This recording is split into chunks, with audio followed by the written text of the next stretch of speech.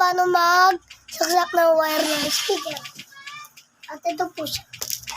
At ito na rin po yung USB port ng ating amplifier. Sasaksak niyo po ito sa amplifier. Sasaksak po natin sa amplifier yan.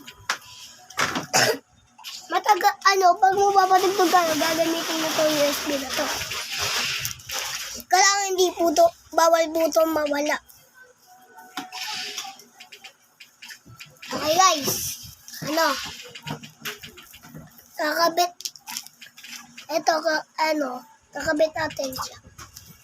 Kakabit natin. So, tandaan niyo kung paano kayo kung mag-connect kayo sa panoodin niyo sa YouTube. Itong dalawang to, ito yung sasaksak niyo sa speaker. Ito namang isa,